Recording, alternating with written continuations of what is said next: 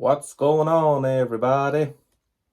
So, I've had a few requests, and I'm always getting comments on this channel, about the gear, the setup, um, all these different things about the covers. So, I said I'd do a gear video, and everyone was like, we want a gear video. So, apologies, this is going to be probably the most unprofessional video I've ever done because I'm shooting on my phone right now, and the lighting in here, it's kind of set for oil painting, kind of, color temperature and ambience and stuff like that.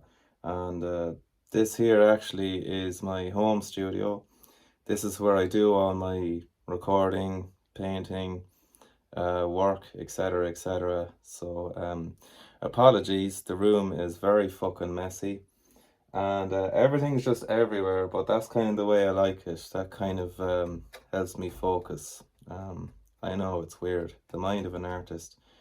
Anyway, hope you enjoyed the video. Hope it gives you some insight into the mind of Macapola.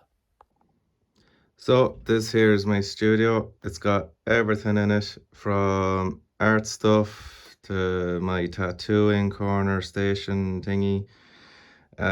It's got the music stuff. It's got everything. So, like I said, everything's just fucking everywhere at the minute. This is kind of like Francis Bacon's art studio, only there's kind of actually a little bit of space there somewhere. So this is my DSLR camera. This is usually what I shoot my videos on. It's a Canon EOS. Um, Pretty good, pretty good. The only thing is I don't have a microphone for it, so as you guys can probably tell, I pre-record the audio for my videos and then sync it with the video itself. Because otherwise, it'll just sound too messy. I might as well be recording the whole cover on my phone, which I used to do in the early days, and for obvious reasons, I had to step up my game. So this camera actually shoots in 4K. It was pretty cheap actually. I bought it during COVID, and that's kind of where the whole videoing thing started off. I mean, I originally bought it to shoot my oil paintings for high-res photos, because obviously there was no galleries open during COVID. So the only place you could see my artwork was online. I might get a microphone for it. I don't know, guys. Microphones and cameras are kind of for like vloggers. And if I was going to do that, I'd normally just get a GoPro. So I don't know. So anyway, for those that don't know, I'm also an oil painter. So that's from last year's work. This is something I'm kind of working on now. It's kind of taken the back seat, as with the music videos do. Sometimes some of you may notice. It's kind of hard to juggle all the balls at once, because what I actually do for my work is tattooing. And these are kind of some of the designs I have going on now at the minute for people and various things. I've got practice skins lying around here. I'll practice on them when things are quiet. All my tattoo and shit's in the bag here, and I'm not really arsed taking it out and showing you guys. It's just a tattoo gun. This is my stencil paper. So if anyone's wondering, that's what I do for a living. Over here then we have my station. So this is where I do all the recording. I have my Focus right there. It's a DI box. Awesome piece of gear. We have the amps and the computer. That just feeds into Reaper. And then we have the guitars over here, Serious Weapons. So yeah, this is kind of one of 3 amplifiers I still have these days. This is just a Line 6 practice amp. It's a Spider 3. I bought it about 15 years ago from a guy in England, shipped it over. It's great for practicing on, to be honest. I always practice, all my songs maybe a month before I record them, just to really nail them down, because most of what I shoot is like playthroughs, one past sort of performances. So I really try and nail it down in one performance just to get everything right. And if, there's clean parts or channel changing shit, I'll just overdub them. But it's very rare I actually have to do that. It depends on, how much shit is actually in the song. So yeah, it's got all the effects Korn use. That's why I love it so much. That's why I bought it. It's got a chorus and flange. It's got phaser, your tremolo. It's got delay, tape echo, a sweep. It's got a class reverb. And the channel drive is pretty good as well. It has all these settings. And not only that, it's like a Kemper, it's basically the first version of a Kemper. It's got, about 300 channels and banks and presets and all this shit. It's got a pedal for, a channel changer. So when I'm practicing, I can change from clean to dirty or to put on my phase, while I'm practicing, which is brilliant, it's brilliant. This would actually be a great live amp if they were kind of made a little better and a little bigger too. This is only 120 watts. It's not very loud, but I suppose that's why I have it. Okay, so guitars, straight up, we have the Apex 7. So this is Monkey's most recent signature guitar. He's made a few different versions of it since.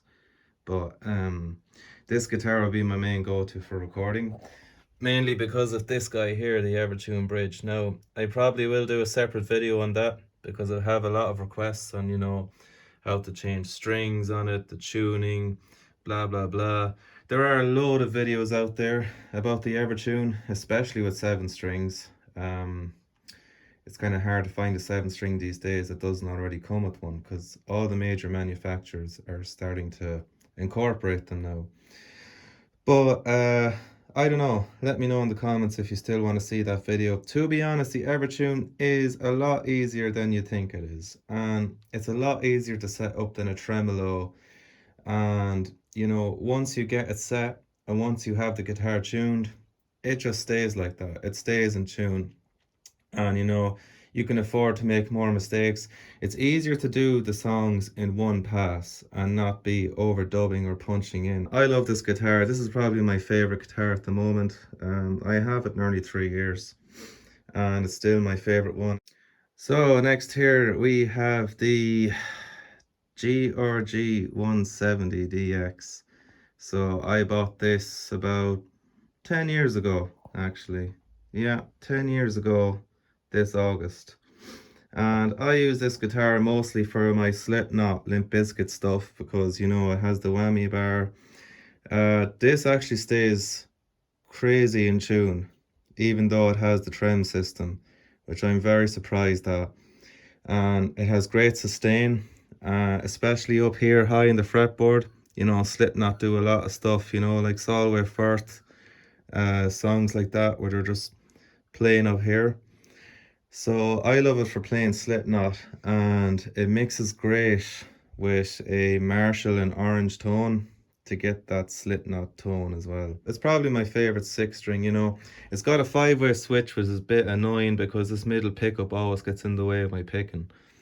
But man, I bought this guitar for like €200 on Thomann. You can't really go wrong with it. All right, we're going back memory lane here. This is my Court. I think it's in X5. I'm not too sure. You never see them anymore. They're kind of gone out of fashion, but it's kind of based off the Ibanez Prestige body, as you can see. And I've always wanted a Prestige, but they're really hard to get as well. They're not really as affordable, and I can never get the color I wanted. So this guitar is basically my GRG 170DX, but it's a Court version. I bought it for €100 in a local guitar store on New Year's Eve during a sale. And this is kind of where I started down tuning guitars and stuff. I needed better pickups. Before that I was playing a Les Paul and Yamaha and all these like not great for metal guitars is the only way I can put them. But this one did just fine. They've got blue Booker pickups, which I love. You know, great sound here up in the neck. Uh, really nice low end crunch here at the bottom. This is a baritone guitar, believe it or not. You should feel the fucking weight of it. It's it's fucking got a great bass response. I love it so much for that. Like if you down tune this to A, it pretty much sounds like an RG Ibanez. You know, there's no difference really. It's just the pickups are different. But even at that, they're pretty close to, you know, I would say DiMarzio pickups. Maybe I'm wrong. I'm probably gonna get slated now in the comments from some gearheads, but I really can't tell the difference sometimes, you know. And I use this in my covers as well. I played a few Limp Bizkit songs on it, you know, just for that clean tone. It'll be okay. Songs like this. Did the fucking job. Once again, five-way switch, you know, if I could get rid of this pickup would be fucking great because I never used the goddamn thing. Okay, next in the arsenal is my other 7 string, the RG7 by Ibanez. This is the 2021 model. I bought it during COVID, just before I bought the Apex 30. I had a load of money saved because I didn't really go anywhere during COVID, so I bought this guy for about, oh, less than €1,000 anyway, I think. Yeah, pretty solid guitar. It's got a jumbo fretboard. Um, Man, this thing is the heaviest guitar I have.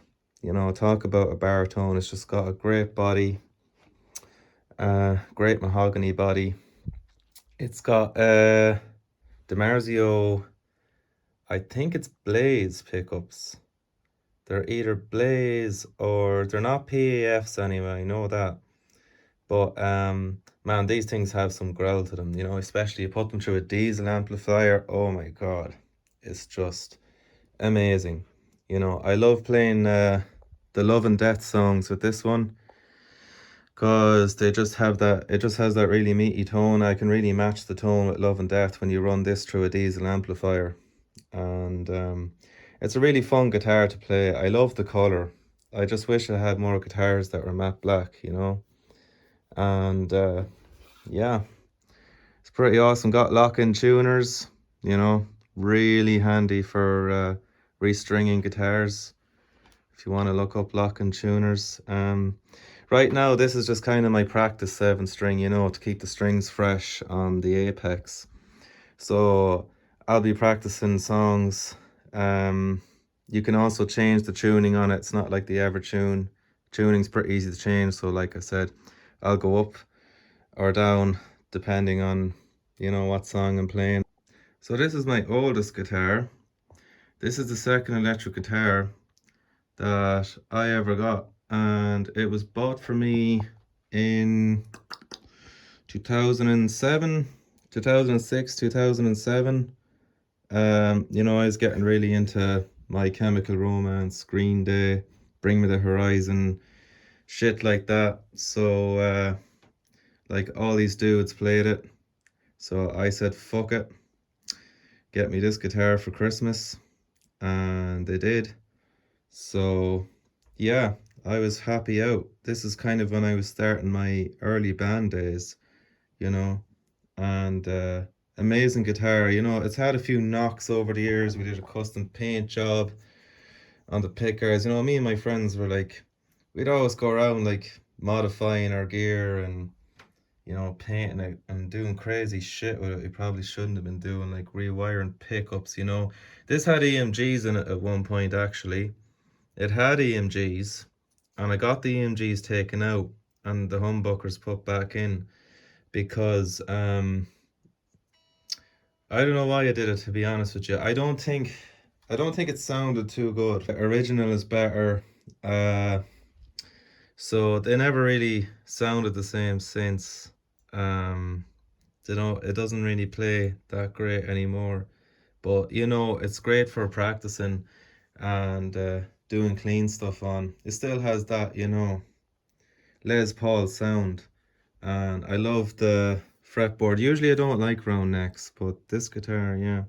It's kind of holds sentimental value now to me more than anything, you know. It's got all these chips and stuff gone out of them from all the times it fell or the guitar strap broke on stage, you know. This has been replaced here with just a washer and a screw, you know. I've had to get that replaced a couple of times as well, you know. Again, that's just a washer with a hole in it. It's seen the war. It's seen the war, and you know, I couldn't get rid of it even if I wanted to, so. And last but not least, we have another GRG 170DX, but this is kind of one of the newer ones. So I got this last year on a sale for about the same price as the white one, actually, about 240 quid. I love the color of the body, you know, and it's just so light. It's so light, like, you know, and versatile. And the neck is really, really easy to go up and down on. So I love playing Slipknot on this. Anything fast, bring me the horizon, you know, anything, I'm on it. It's just, it can play all these different tunings. It can take string, you know, changes, like, you know, you say when you're changing gauges on strings, you know, this one takes the different gauges really fucking well. And that's what I love about it. And, you know, there's no 5-way switch with this one. Thank God. These are ceramic pickups. I believe they're active. And this button toggles them. So, like, you know, there's a pretty meaty growl of them, especially when you run them through a diesel. Pedals. So, this would be probably the main one.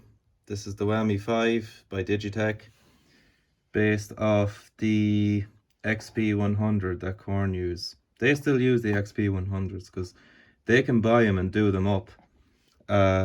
Whereas, like, you know, that would cost me a fortune. So I just bought this, and you know something, it actually does a great job. You know, it kind of does. It doesn't sound exactly the same, but you know, it has everything you need on it. It has the octave up, the octave down, you know, the tractor sound, as Head calls it. It's got a dive bomb. You can actually change the tune of your guitar with this thing, you know. Like, this acts like a tuner, and it's fucking great. It has a really nice chorus as well that I didn't know about, and I've used that for the chorus on Alone I Break, Here to Stay. I've used it on a couple of other different things. It actually has a really nice chorus in the pedal. Again, guys, sorry for the mess. There's just tattoo and art shit everywhere, but a few of my pedals are out on loan right now. Do you know, when you have friends as musicians, they're always borrowing gear and stuff. But the really interesting one here that I got about 10 years ago was this Magic Box one that Monkey released. And it's kind of a lo-fi distortion pedal, so I use this for the intro that did my time. Other lo-fi sounds like that. It's pretty cool for that. It's not a great distortion pedal. You wouldn't use it all the time. But I just said I'd buy it to try it out because it was pretty cheap at the time. And yeah, it works for stuff like that. Alright, so let's talk sound. The tone. Okay, so these days I use a program called Amplitube 5. So I used to own a triple rectifier and I used to own a diesel. But the problem is, you've seen the size of this room, and these amps are 150 watt heads, and the cabinets were 4x12s. And between the whole lot, I was getting, you know, complaints from my parents, complaints from my neighbors, housemates, fucking everyone that I lived with over the years. So I sold them online to fuck. I sold a few of my pedals as well. Just got rid of a load of gear that was kind of in the way, and it was noisy, and you know, it was hard to control the gain and get a good tone at the same time. I use this as a VST with a Reaper, And Reaper is very good. I would highly recommend it to anyone. And I'm just playing to a backing track anyway, so all I need here is the tone. So it's pretty much the Korn tone. We have a diesel matched with a Mesa triple rectifier, two cabinets going out, and of course a noise filter, because you know you can't have that much gain and not try and silence it, especially when there's like chugging parts, or yourself. That's pretty much it. But the best thing about this is that I can actually go to my 4x12 cab like it's a real cab, and I can do different mic placements with it, like I can actually move the mic with it, and I can control the room mics. Sometimes I like to use this for a reverb because you can pick the rooms that it's in, like, and then you can pick the microphones you use. Look at this, you can pick the cabinets, the speakers in the cabinets, the bus, the DI level. I mean, Christ, you can do pretty much everything with this app like you would do, say, in a normal recording studio. So that's pretty handy. I don't know, for 160 quid, I kind of think that's a steal. The tone itself, look guys, it's pretty straightforward. It's all over the internet. You have your gain, like, pretty much all the way up. Your treble, you want a nice bit of treble. People always think that, the treble's fucking down here, and the mid is all the way up here, and the bass, and it's like, no, that's Fieldy's job, do you know? Korn kind of cut out a lot of the bass to save room for Fieldy, and because they're playing so low and with such heavy strings and yada yada yada, your presence has to be pretty high, your master has to be pretty high, you're pretty much pushing the triple rectifier, until the tubes flow. That's kind of the idea. So for the video side of things, again, pretty simple. I use DaVinci Resolve, whatever the latest version is. I update it the whole time. And yeah, let's give you a look here. I record the video and I put the audio to it, and that's it. I put an intro in and an outro. So yeah guys, that's it. Hope you enjoyed the video. Please like, share and subscribe, and sorry about all the talking and shit. I don't really do stuff like this, I'm not a vlogger. I'm not even a real musician when you think about it. I just love going around emulating tones, playing my favorite band's music, and at the end of the day, this channel is all just for fun. So just don't forget that, and when you're out there playing, just have fun. And yeah, rock on. Any more videos you want to see, just let me know. And yeah, Macapala.